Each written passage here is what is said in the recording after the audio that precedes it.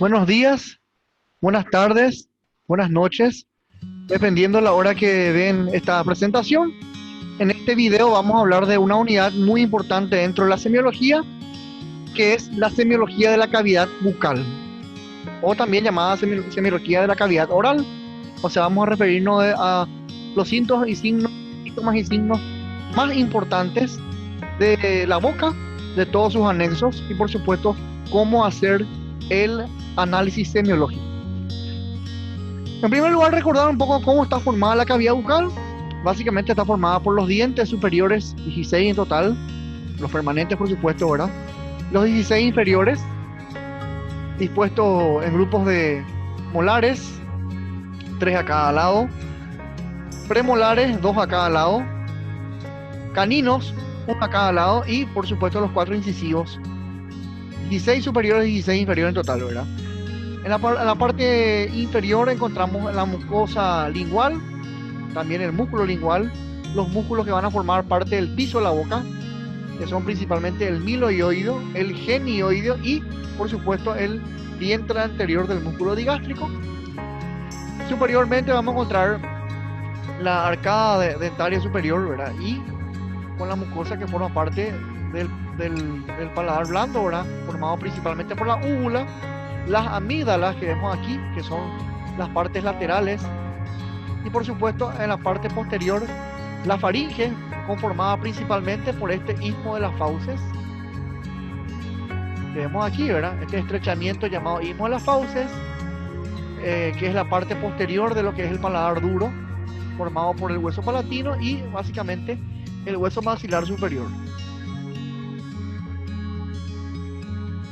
La boca es la porción inicial del tubo digestivo, básicamente está formado por todas esas estructuras que hemos descrito recién.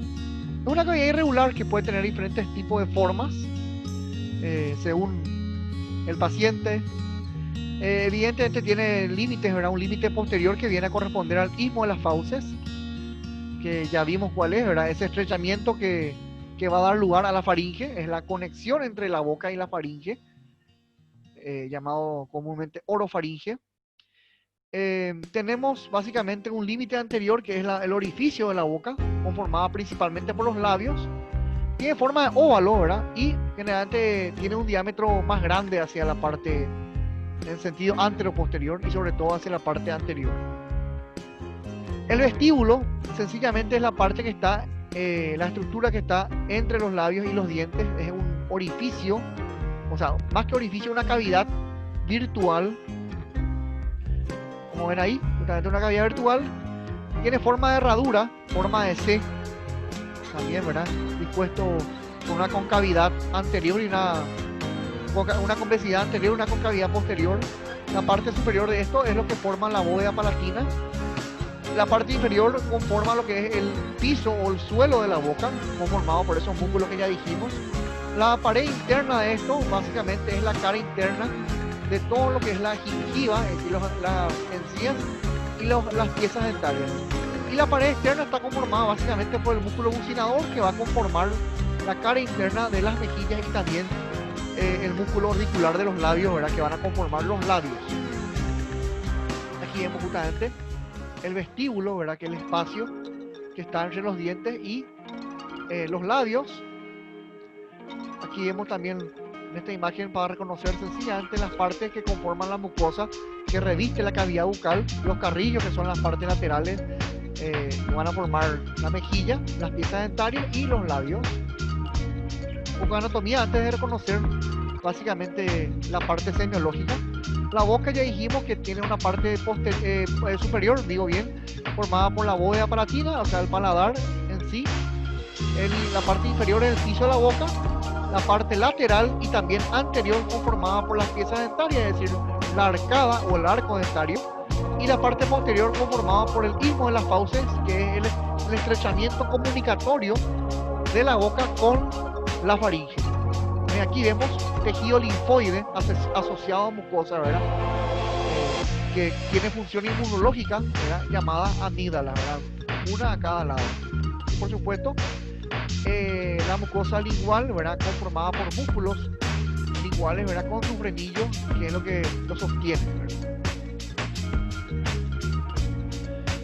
El limbo de la fauce es la comunicación en lo que viene a ser entre la boca y la faringe. A este lugar también es conocido como orofaringe. La parte superior, esto corresponde al paladar blando. La parte lateral corresponde a los pilares y, por supuesto, la parte inferior viene a ser a la raíz de la lengua. Tenemos que tener en cuenta que aquí tenemos también cerca el hueso hioides, ¿verdad? Que es el único hueso del cuello. Y, por supuesto, una estructura en forma de lengüeta llamada epiglotis, que es la que cierra, digamos, la parte respiratoria cuando va a entrar el alimento por la parte digestiva del esófago. La región labial, el labio está formado por una mucosa que reviste básicamente a los músculos orbiculares de los labios, que son músculos esfinterianos y que básicamente están unidos por extremos llamados comisuras, que vemos aquí, ¿verdad? Las comisuras son las partes laterales que unen al labio superior con el labio inferior y tiene tres partes: el borde inferior de las narinas, ¿verdad? Que son los orificios nasales o fosas nasales, la región geniana, que viene a ser esto, y el surco mentolabial, que viene a estar por debajo de los labios, del labio inferior. Bueno, aquí tenemos algunas estructuras para reconocer, ¿verdad? El subtabique es lo que está, la estructura que está por debajo del tabique nasal. Luego tenemos el surco nasolabial, que viene a ser justamente conformado por esto, debajo del surco del subtabique. Tenemos también la hendidura bucal, que viene a ser la línea que van a formar los dos labios cuando se unen, por supuesto, ¿verdad? Cuando están cerrados, cuando la boca está cerrada. Las comisuras labiales, que dijimos que son la parte lateral, las uniones entre el labio superior e inferior en forma lateral. El surco mentolabial es el surco, la marca que deja aquí, digamos, el mentón. En algunos se ve más, se ve en forma más prominente esto. El surco subnasal sencillamente es el surco que se forma entre el subtabique y este arco, que es el arco de Cupido, la que vamos a ver enseguida. Bueno, aquí vemos justamente el número 7, el arco de Cupido, que está por debajo sencillamente de lo que es sencillamente el tubérculo labial. Esto es el tubérculo labial, que está debajo de lo que es el arco Cupido. La línea de Kane, que sencillamente es la línea que forma los bordes de ambos labios. Y por último, el borde libre, que viene a ser todas estas líneas que vemos aquí que conforman la mucosa labial. Aquí también podemos mencionar que por encima de este surco mentolabial tenemos una fosita, que en algunas personas es más prominente, es más marcado, y se llama fosilla media o fosita media.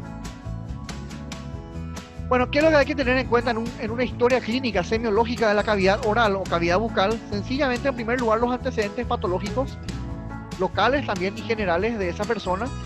Tenemos que tener en cuenta que la boca está relacionada con la cavidad nasal, está comunicada por medio de la faringe, por medio de las coanas. Entonces hay que tener en cuenta si el paciente es alérgico, si es asmático, si tiene algún tipo de obstrucción, ya sea faringea, si suele tener problemas de faringitis frecuentemente, secreción nasal, ¿verdad? Llamado rinorrea, o algún tipo de inflamación en la cavidad nasal. Por supuesto también si suele tener antecedentes de problemas dentarios a repetición, también si tiene problemas iguales que vamos a ver enseguida cuáles son los más frecuentes, y si tiene mal aliento, ¿verdad? Eso es lo que se llama halitosis. También el ambiente laboral es muy importante, la ocupación de ese paciente, sobre todo si trabaja con polvo, si trabaja en cantera, en explotación de cantera, porque eso por supuesto puede generar alergias, puede generar inflamación también en la cavidad bucal. También la humedad genera muchas veces problemas nasales y problemas también orofaringios, el frío también, y por supuesto las personas que hablan mucho, ¿verdad? Los que tienen, digamos, una profesión en la cual usan mucho la voz y por lo tanto eso seca, digamos, la faringe y por supuesto también la cavidad bucal. Los hábitos, por supuesto, son importantes, sobre todo el tabaco, que puede generar halitosis, que puede generar sequedad de mucosas y, por supuesto, también puede generar sarro, ¿verdad? A nivel de la cavidad bucal, en los dientes, ¿verdad?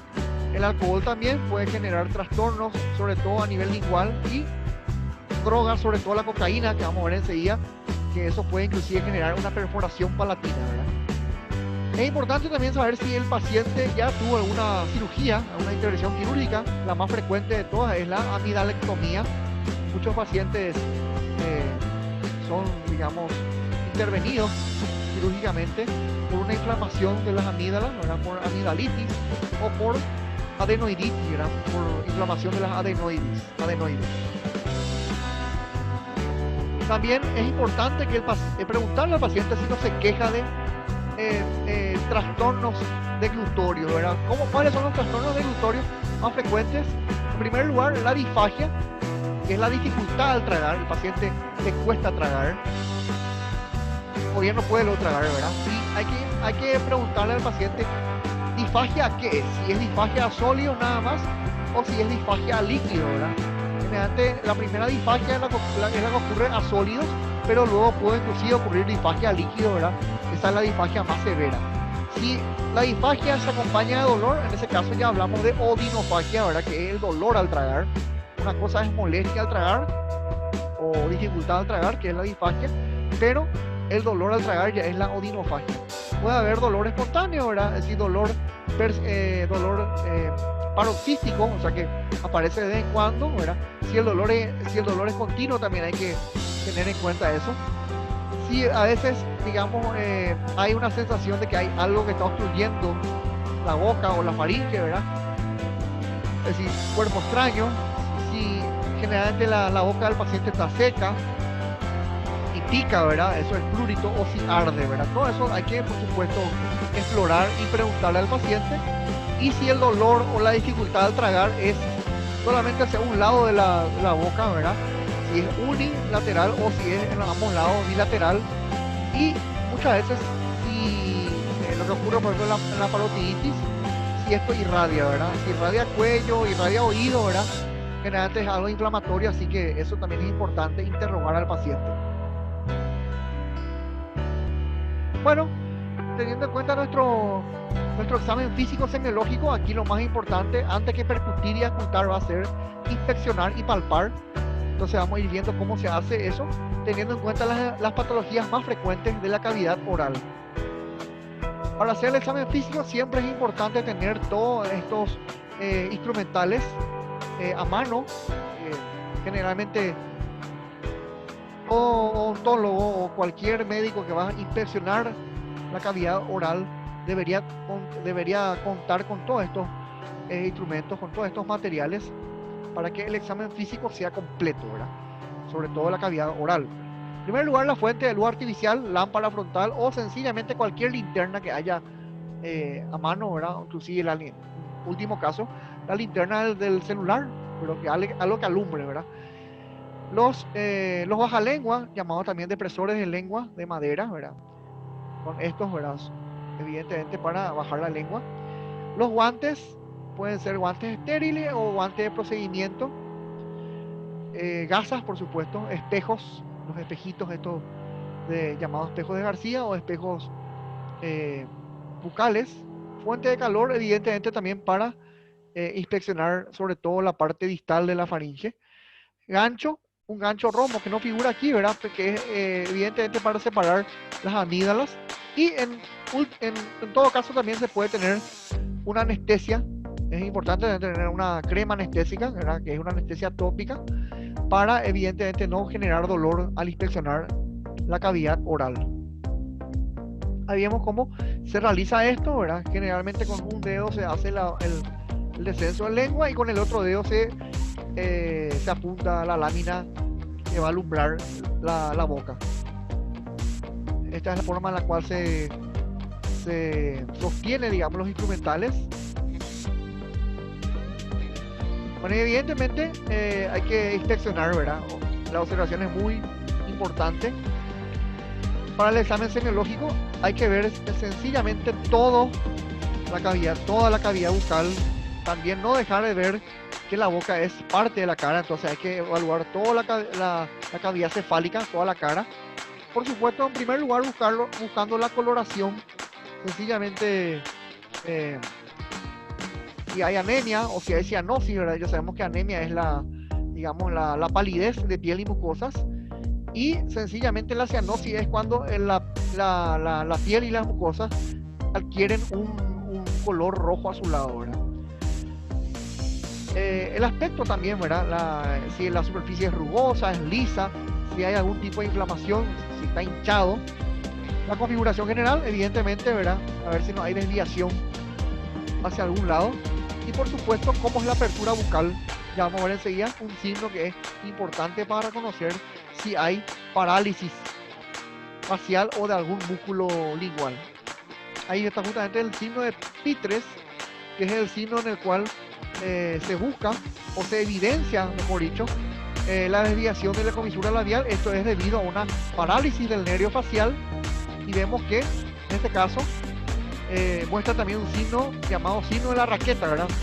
En el cual la comisura labial tiene forma de raqueta y la desviación siempre se da hacia el lado sano, ¿verdad? En este caso la boca se desvía hacia este lado, evidentemente que aquí está el lado sano, el lado enfermo está hacia este lado. Y bueno, sabemos por fisiología que cuando se produce una parálisis unilateral de un lado del cuerpo, evidentemente la lesión craneal está al lado opuesto, ¿verdad? Si este es el lado enfermo, entonces evidentemente que aquí a nivel cerebral, a nivel del lóbulo parietal y el lóbulo frontal, evidentemente sobre todo, hay algún tipo de lesión seguramente, si es que la lesión es central, ¿verdad? Aunque puede ser también una lesión periférica, una lesión nada más del nervio, ¿verdad? Eso ya va a ser, digamos, buscado luego por medio de una tomografía y por medio de estudios miográficos. El signo de Pitres, un signo que sirve para evaluar sencillamente desviación de comisura labial y para evidenciar parálisis facial. Bueno, y tenemos que tener un orden, siempre para estudiar la cavidad oral, tenemos que tener un orden, digamos, de lo que vamos a estudiar. Siempre es importante empezar por los labios, que es, digamos, el inicio o la entrada a la boca. Entonces lo primero que hay que buscar es ver la coloración, cómo están los labios, si está anémico, si está el labio está anémico, ya dijimos lo que es anémico, ¿verdad? Y si el labio está cianótico, como en este caso, una coloración rojo azulada, evidentemente indica cianosis, indica que hay hipoxemia, o sea que hay falta de oxígeno en los tejidos mucosos. Aquí podemos ver una de las lesiones frecuentemente encontradas es el herpes labial, corresponde a infección por el herpes simple, por el virus del herpes simple. Esto es muy frecuente. Generalmente, como vemos, provoca una erupción multivesicular, es decir, formada por varias vesículas. Es muy raro encontrar una sola vesícula, generalmente hay varias vesículas reunidas en un, digamos, en un área de 1 a 2 centímetros. Esto es muy importante tener en cuenta que estas erupciones son dolorosas.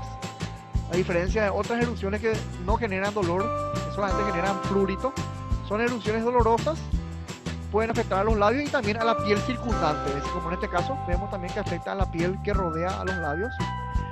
Estas vesículas, cuando se rompen, generalmente estas vesículas se pueden convertir en costras, se pueden volver costrosas y curan en forma, curan por sí solas, ¿verdad? Evidentemente se puede hacer un tratamiento antiviral contra el herpes, pero espontáneamente estas vesículas van a curarse una vez que se forman las costras, al cabo más o menos de 1 a 2 semanas, es decir, más o menos el periodo de curación es de 10 a 12 días.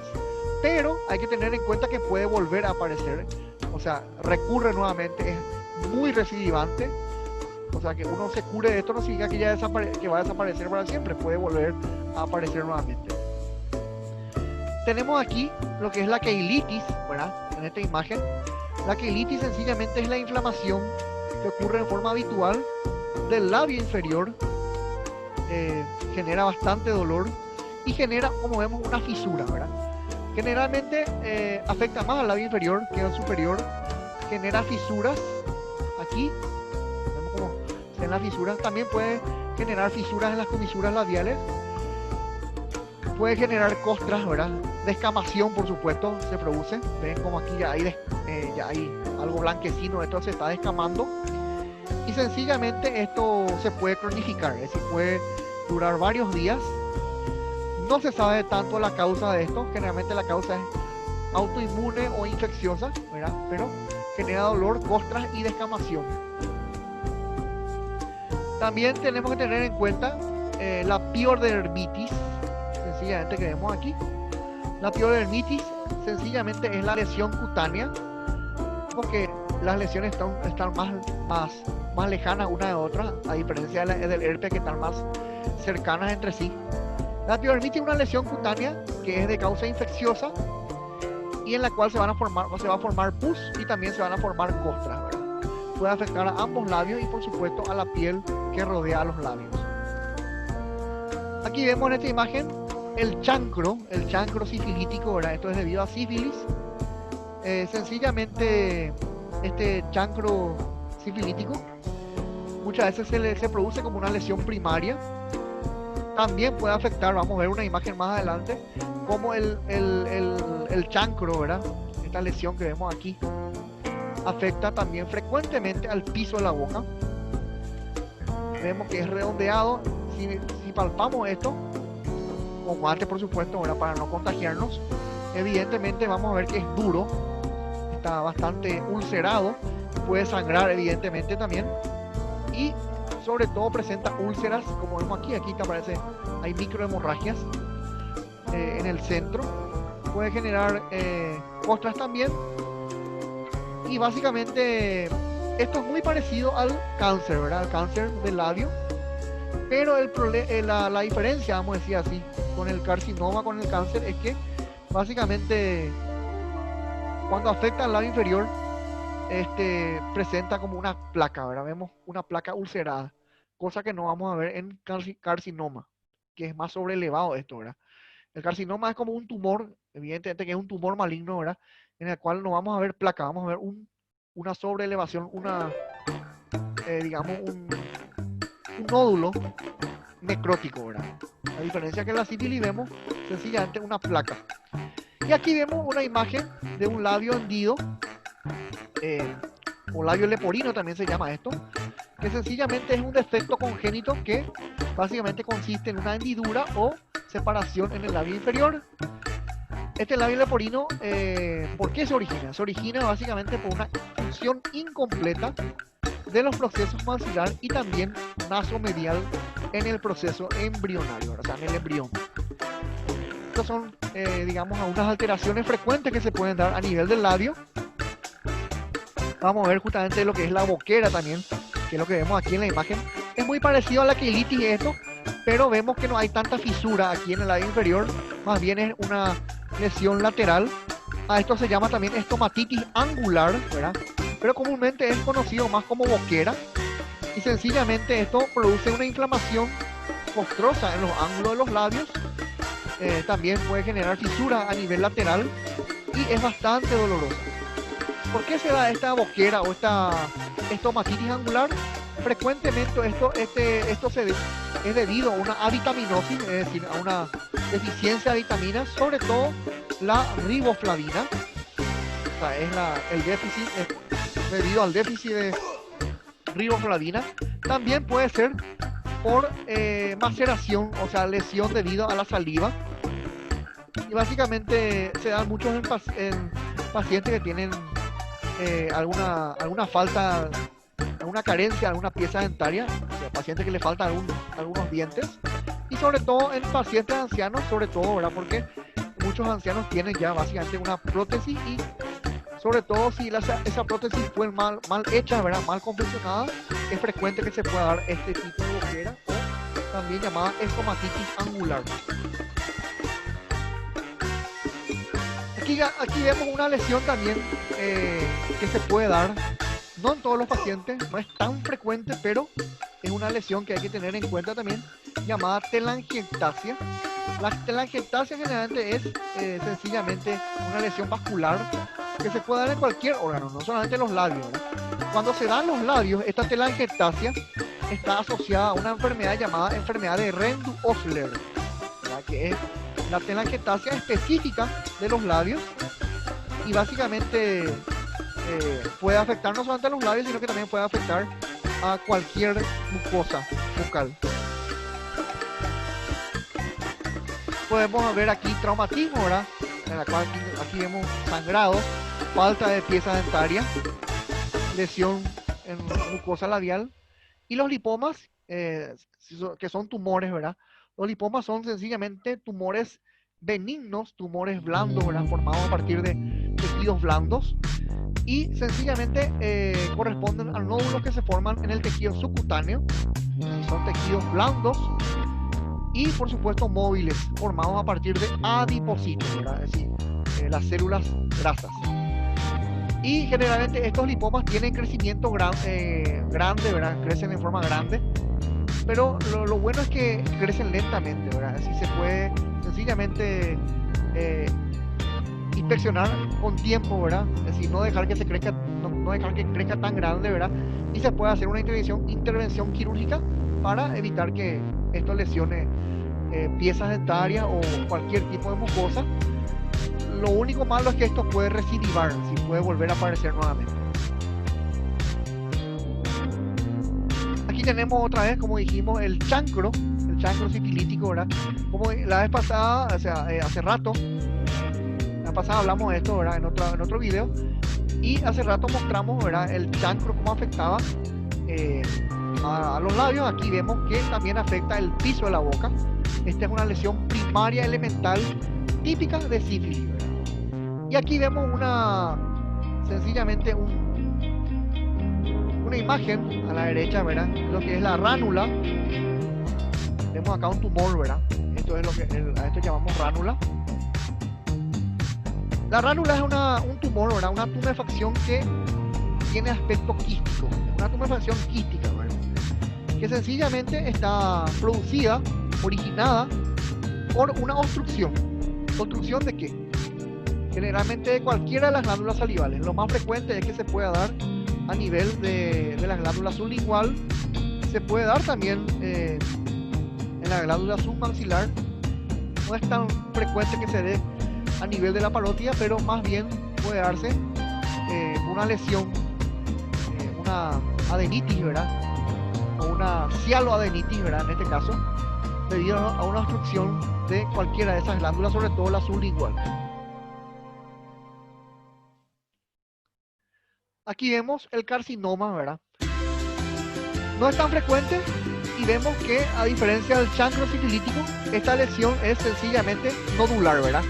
No presenta placa y presenta lesiones ulcerosas, es decir, necróticas. Aquí vemos necrosis, ¿verdad? Evidentemente esto es cáncer y esto puede infiltrar a cualquier otro tejido. Puede infiltrar a piel, puede infiltrar a cualquier tejido localizado de la boca. Otras lesiones pueden haber sencillamente obstrucciones.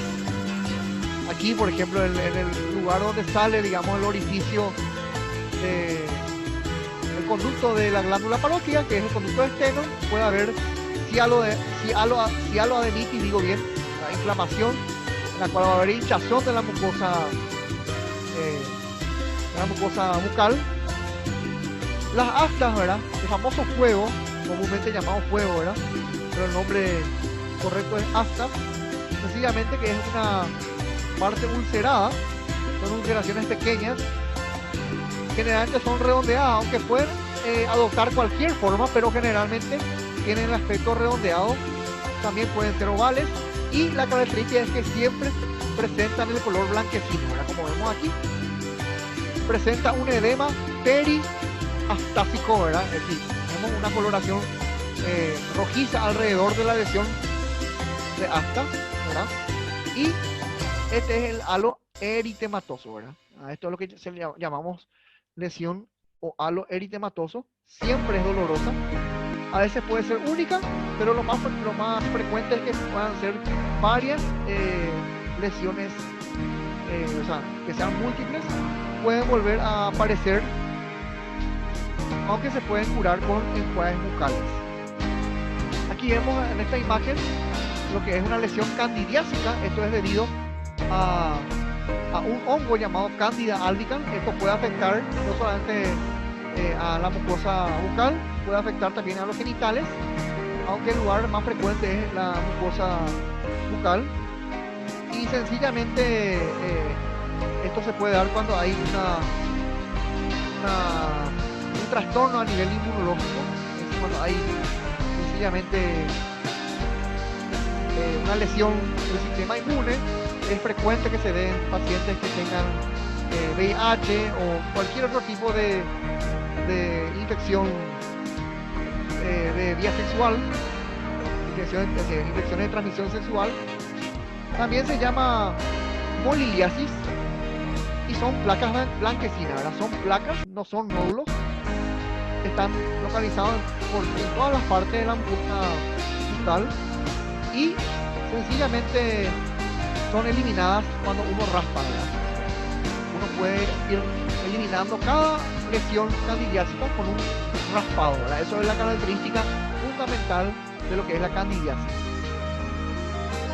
Y aquí vemos unas manchas blanquecinas eritematosas llamadas manchas de Koplik.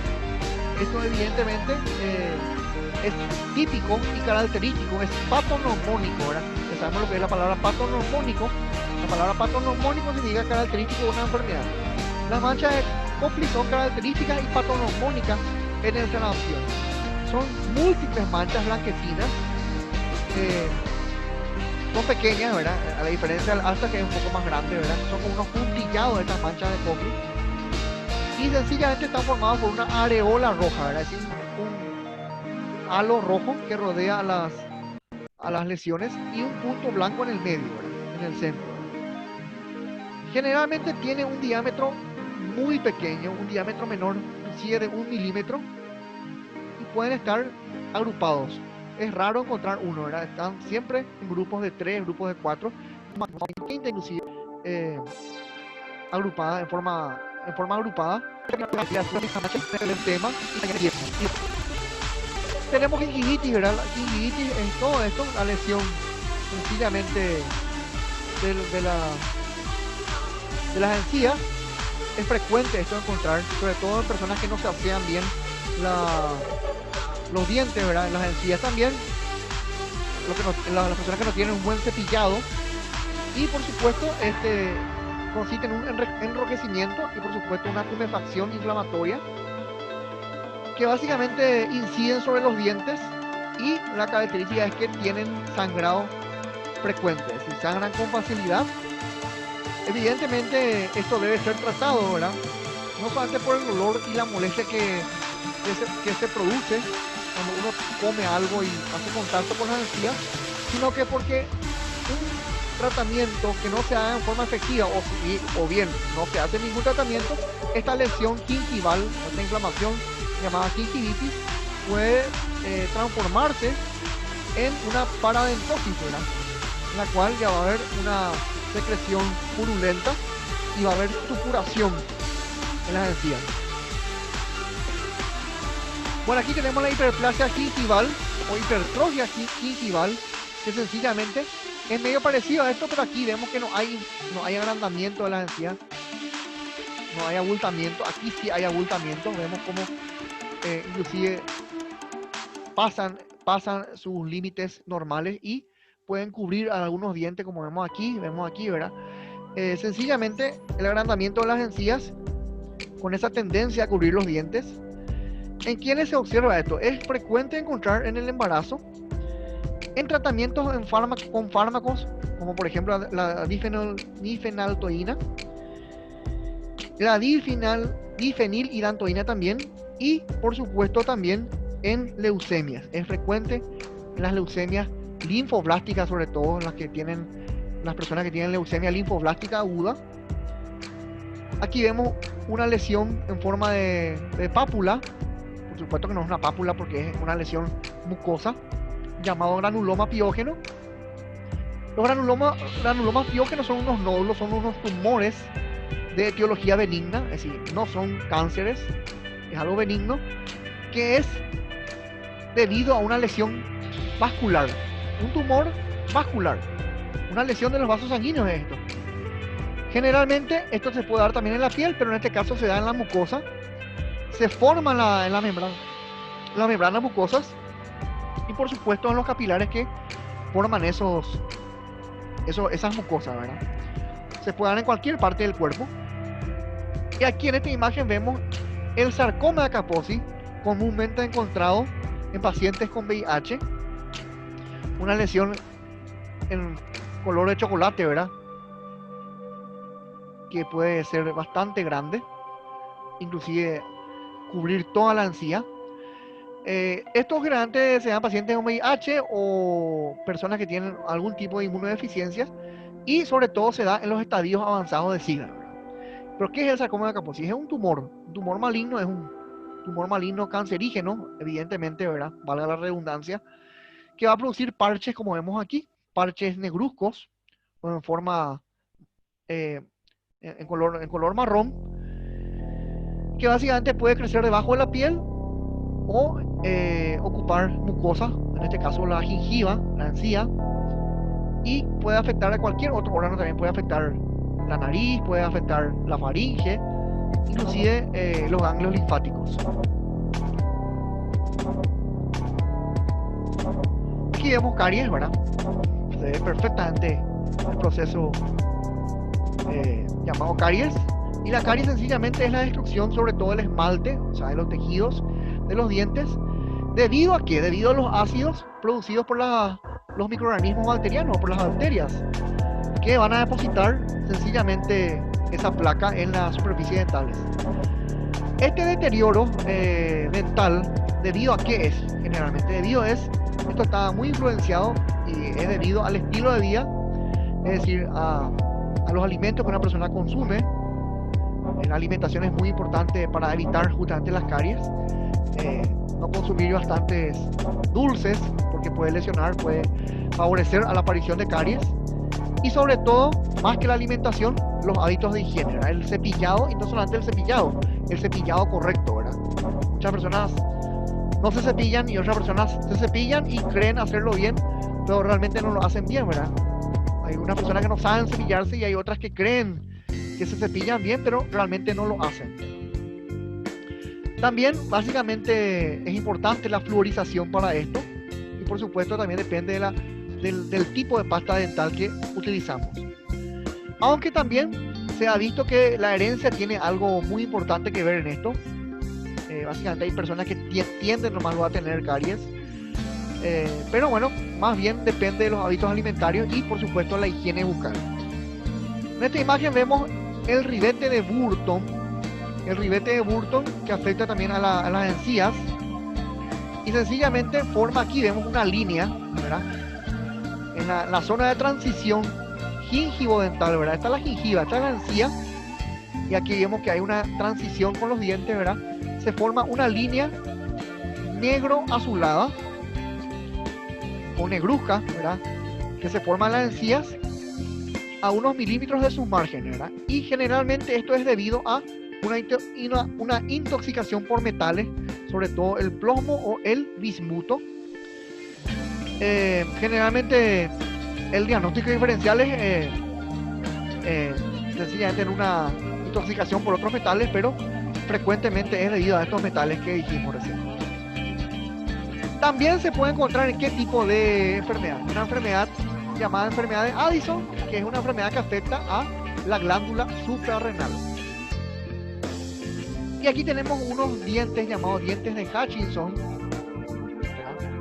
Que no es tan frecuente, pero sencillamente son sencillamente manifestaciones tardías y congénitas de la sífilis, ¿verdad? Es decir, pacientes con sífilis pueden tener este tipo de alteración.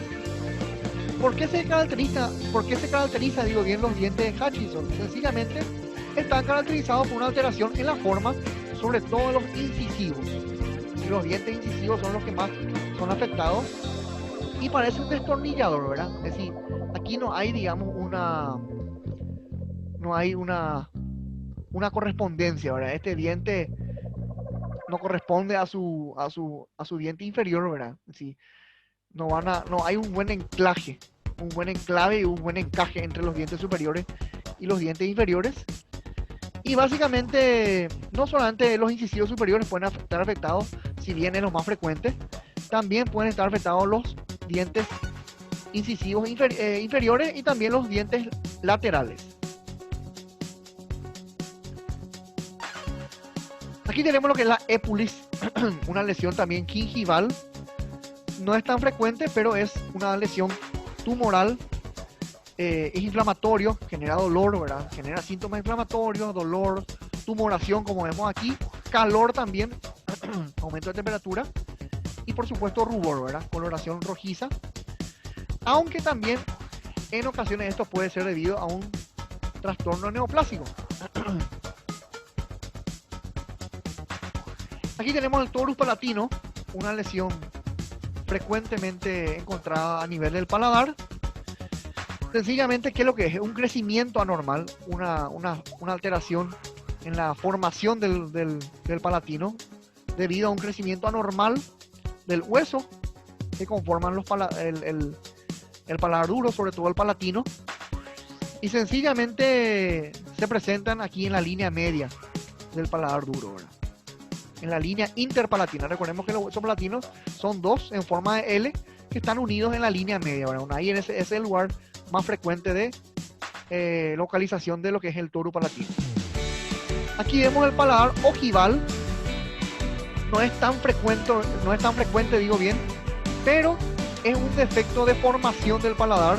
Generalmente, como vemos en la imagen, el paladar ojival es un paladar más estrecho, menos desarrollado, ¿verdad? Más estrecho y que tiene forma de bóveda, tiene una mayor concavidad, ¿verdad? Es abovedado en el centro, tiene una depresión aquí, ¿verdad? Como vemos, estamos viendo en el medio, una depresión abovedada. Y esto sencillamente se da en pacientes que respiran por la boca, que usan los respiradores bucales, ¿verdad? Porque son, digamos, tienen el hábito de respirar siempre por la boca. Y también por malos hábitos de chuparse el dedo. Y también en los bebés que usan por mucho tiempo el chupete, ¿verdad? En ese tipo de pacientes se puede dar este tipo de alteración. Y aquí vemos la perforación palatina. Esto es sinónimo de intoxicación por drogas, y sobre todo la droga más frecuentemente que puede producir esto es la cocaína. La cocaína puede lesionar y puede romper el paladar, generando esta perforación llamada perforación palatina. Bueno, ahora vamos a básicamente ya hablar de la lengua. Ya hablamos de los labios y de la mucosa que rodea a los labios, la encía y los dientes, ¿verdad? Ahora vamos a hablar de las lesiones que afectan con mayor frecuencia a la lengua. Y básicamente, en primer lugar, tenemos que hablar de lo que es la macroglosia. La macroglosia es una lengua grande, ¿verdad? Agrandada en sentido antero-posterior y en sentido también lateral. Esto es frecuente en enfermedades que afectan a las tiroides, sobre todo cuando hay un déficit de hormonas T3 y T4.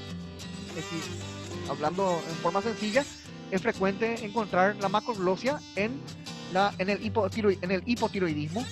También puede haber puede haber macroglosia en la enfermedad en la cual afecta, digamos, el crecimiento óseo en las partes acras, ¿verdad? O sea, me refiero a la acromegalia. En la acromegalia también es frecuentemente encontrar este tipo de lesión de la lengua, ¿verdad? Bueno, la lengua fisurada, esto es debido a un trastorno inflamatorio en la cual se forman fisuras en la lengua, como vemos aquí, ¿verdad? Es como si fuera que la lengua está cortada. Esto además también es frecuentemente, se puede encontrar en forma frecuente en el síndrome de Sjögren, en la cual hay una sequedad de mucosa, ojo seco y boca seca. Cualquier trastorno que produzca sequedad o serostomía, sequedad de la boca, puede generar esta lengua fisurada. Tenemos lo que es la lengua geográfica, que vemos aquí, ¿verdad? Sencillamente, la lengua geográfica es una lengua lisa, brillante. ¿Y por qué se da eso? Porque desaparecen las papilas gustativas, desaparecen las papilas en forma lineal, o también pueden ser desaparición de esas papilas en forma escrotal, ¿verdad? Formando la fisura, como ya dijimos en este caso. Tenemos la parálisis del duodécimo par craneal. En este caso vamos a tener una lengua corta, ¿verdad? Y una imposibilidad del paciente de sacar la lengua. Hay justamente un signo que vamos a ver enseguida, con el cual se evalúa esta parálisis del nervio hipogloso mayor, que es el nervio que inerva en forma motora a la lengua. Se llama signo en la cortina. Se le pide al paciente que saque la lengua y el paciente no puede sacar la lengua, ¿verdad? Y las varices, aquí vemos varices justamente, o varicosidades, que tienen un aspecto lineal, un aspecto necrótico o isquémico, ¿verdad? Y básicamente tienen un color purpúrico, un aspecto de púrpura. Esto se da en el 90% en la cara inferior de la lengua, ¿verdad? Es muy raro encontrar en la cara superior de la lengua. Se ve más bien cerca de la raíz de la lengua. Aquí vemos otro caso de macroglosia, ¿verdad? Agrandamiento de la lengua, en la cual la lengua tiene un aspecto irregular, no tiene su forma característica. Y también podemos encontrar lesiones pustulosas, ¿verdad?, en las amígdalas, ¿verdad? Es frecuentemente encontrar esto en cualquier amigdalitis. Pústula, ¿verdad?, llamada amigdalitis pultácea. Son lesiones blanquecinas que inflaman sencillamente la región lateral de la cavidad bucal.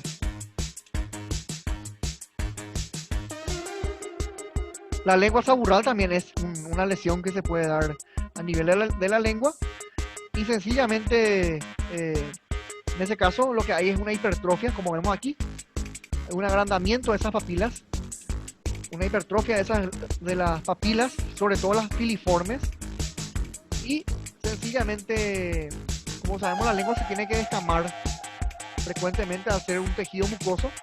Eso no ocurre y bueno, se forman grietas blanquecinas en la lengua. Esto es típico de ciertas infecciones y bueno, a esto se le llama lengua saburral. La anquiloglosia es otra lesión que puede ocurrir en la lengua. La imposibilidad del paciente ni siquiera de sacar la lengua hacia afuera, ¿verdad? Esto es debido al frenillo lingual corto, ¿verdad? Esto es un trastorno congénito.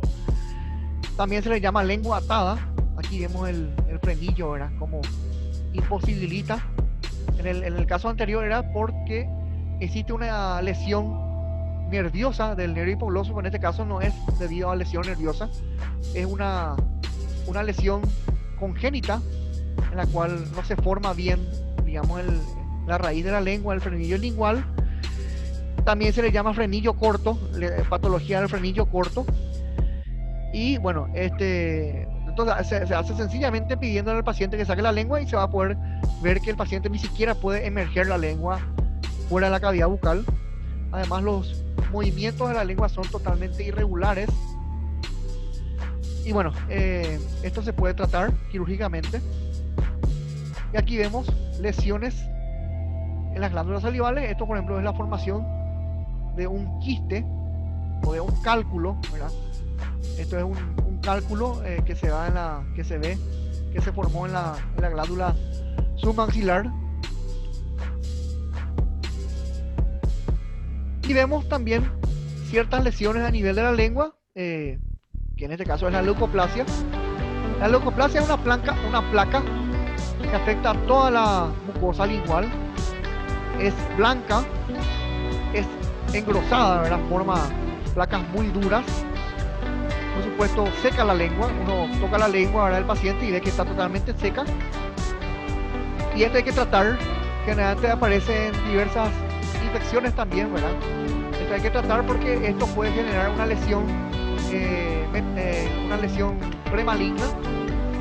Puede generar lo que es la metaplasia, ¿verdad?, el cambio de epitelio, ¿verdad?, y eso puede proliferar a displasia. Y bueno, la displasia después puede transformarse en una neoplasia, puede ser formarse un tumor aquí neoplásico y que luego se puede malignizar, ¿verdad? Y es una de las lesiones premalignas o preneoplásicas que son, digamos, lesiones indicativas de que si esto no se trata, esto puede llevar al cáncer de lengua. líquen plano, aquí vemos el líquen plano, una enfermedad que puede afectar a cualquier tejido epitelial. Generalmente esto ocurre más en la piel, ¿verdad? Pero también, sobre todo también en la piel del cuero cabelludo, los anexos de la piel como la uña, pero también las mucosas no son la excepción, ¿verdad? Son como unas líneas blanquecinas, ¿verdad? Aquí vemos, ¿verdad? Unas líneas blanquecinas en forma de racimo, ¿verdad? Parecen también los troncos de un árbol, ¿verdad? Son líneas ramificadas en forma blanquecina y son tienen un aspecto de placa, ¿verdad? Son líneas duras encontradas en la lengua.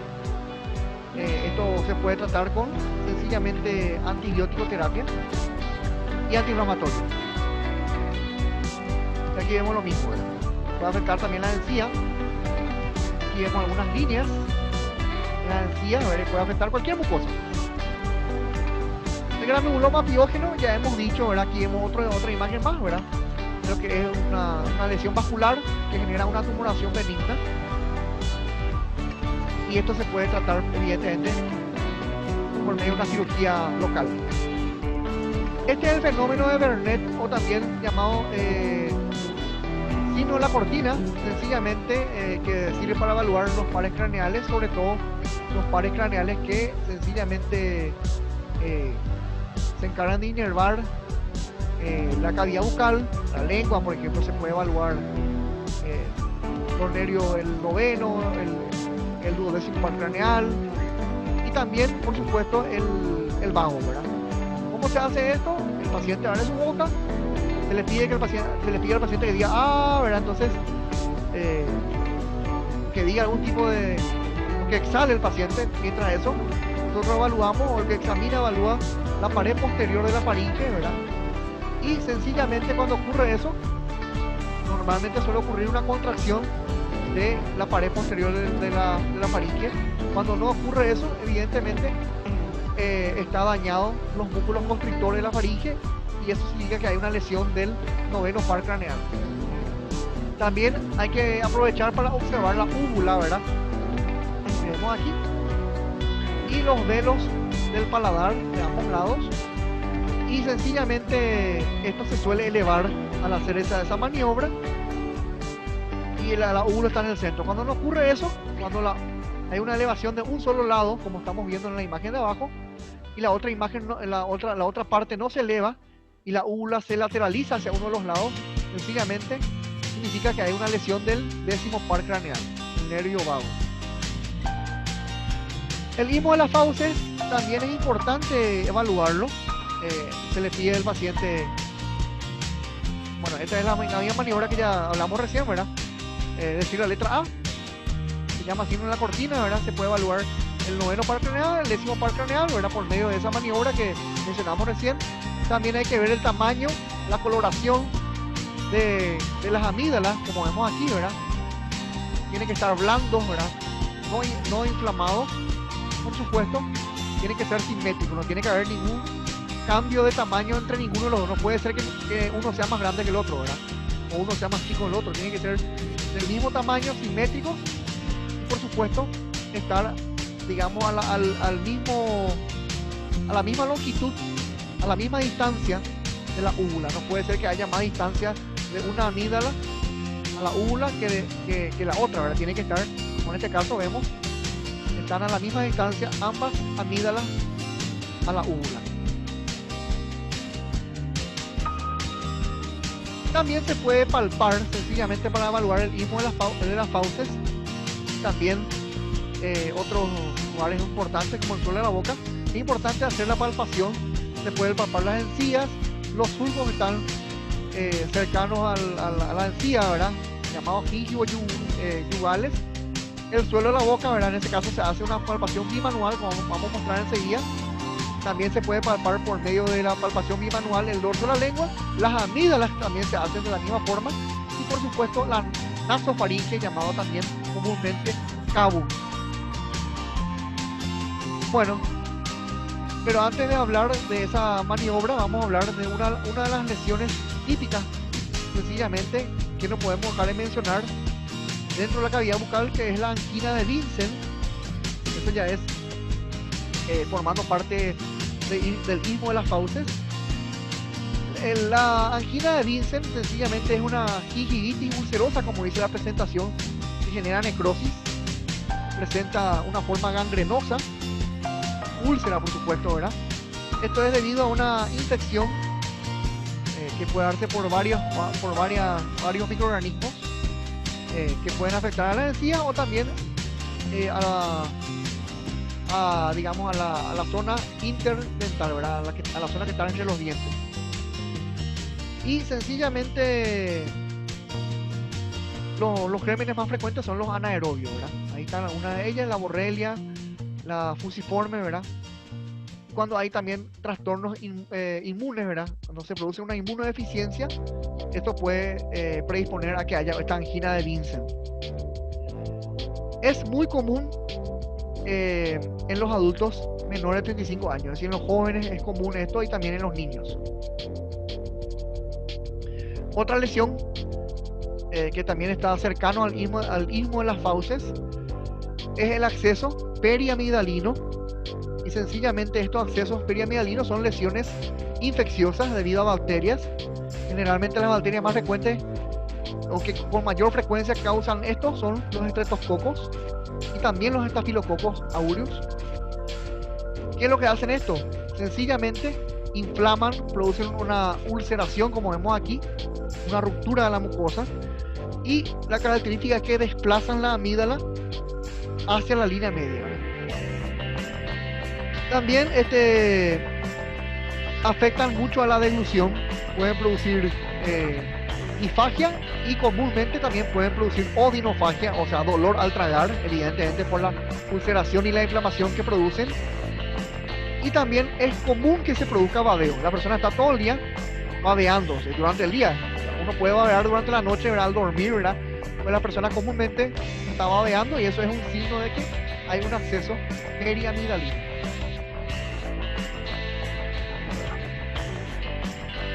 Aquí está como se hace la palpación de cualquier región cercano al istmo de la fauce, y sobre todo las parótidas se hace con ambas manos, palpación bimanual.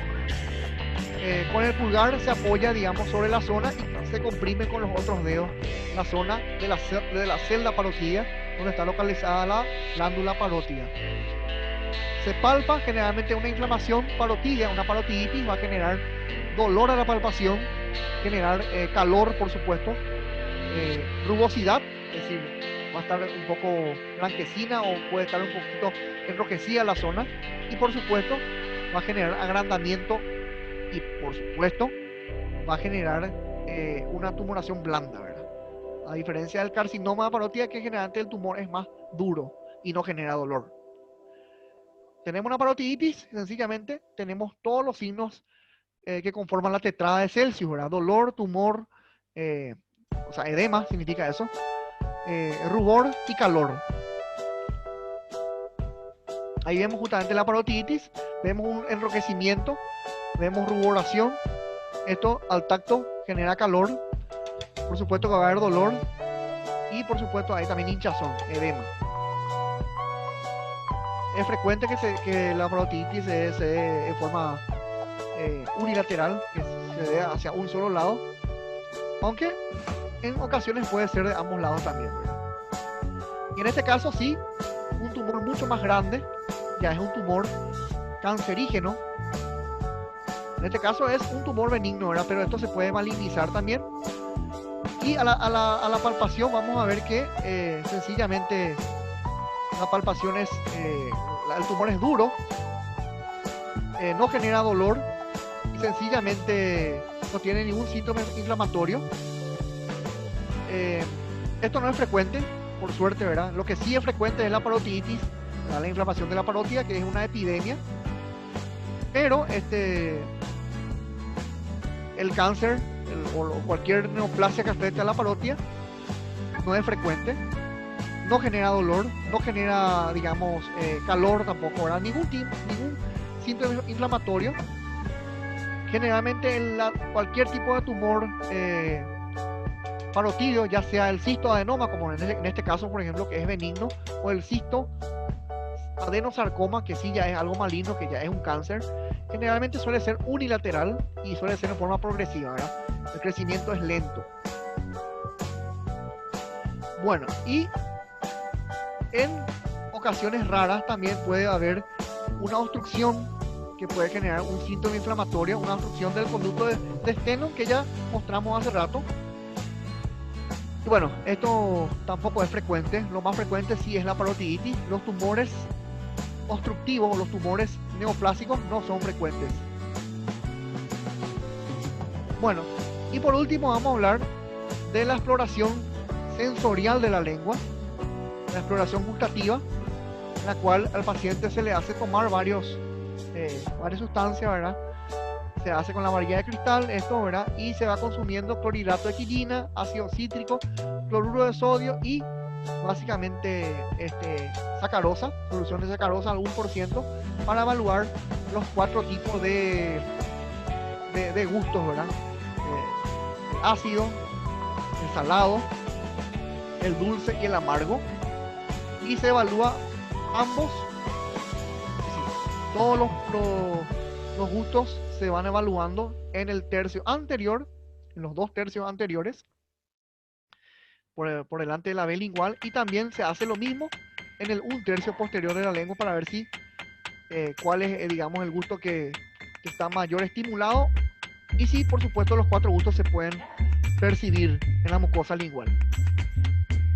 Bueno, esto es lo que yo quería compartir con ustedes sobre la evaluación semiológica, de cómo se evalúa, cuáles son las maniobras y cuáles son los signos y síntomas patológicos más frecuentes de la cavidad bucal. Bueno, espero que les haya gustado esto, que hayan aprendido en esta unidad. Si les gustó el video, me pueden dejar un me gusta. Gracias a todos los que le dan me gusta a los videos. Si quieren, pueden dejarme algún comentario ahí abajo del video. Y bueno, siempre les pido que se suscriban a mi canal para tener mayor novedades sobre próximos videos. Y bueno, eso es todo. Muchas gracias por su atención.